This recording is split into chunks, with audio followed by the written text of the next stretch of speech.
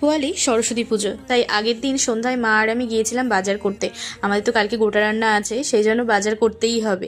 তো ঘটি বাড়ির গোটা রান্না বলে কথা। তো এখানে দেখো আস্তে না আস্তে কুলের দেখা পেলাম। কুল তো নিতেই হবে, কালকে পুষ্পাঞ্জলিতে পুজোতে দিতেই হবে। তো এখানে দেখো কি কি বাজার করা হয়েছে দেখতেই পাচ্ছ। বড় সাইজে প্রায় 1 কেজি 900-র মতোটা বাঁধাকপি, এখানে আছে শীষ পালং। তো এগুলো গোটা রান্নাতে লাগেই, আর তার সঙ্গে অনেক টুকিটাকি বাজার, যেমন মটরশুঁটি, কড়াইশুঁটি, তবে টমেটো, শিম, বেগুন, কাঁচা লঙ্কা, সমস্ত কিছু, আদা, আর সমস্ত কিছু লাগে। দেখো মা পরের দিন সন্ধ্যাবেলায় বিকালে বানাচ্ছে গোটা রান্না। মায়ের হাতে গোটা রান্নাটা জাস্ট অসাধারণ হয়। তোমরা মায়ের মুখেই একবার শুনে নাও কি কি মা এতে দিয়েছে। মোটা ডাঁটা দিয়েছি, নরম ডাঁটাগুলো দিয়েছি, সিম, বেগুন, গোটা কড়াইশুঁটি, ছাড়ানো কড়াইশুঁটি, আচ্ছা।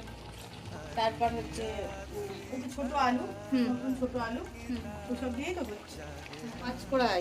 এই রকম ভাবেই মা প্রত্যেক বছর বানিয়ে থাকে। তোমাদের কেমন লাগলো অবশ্যই কমেন্টে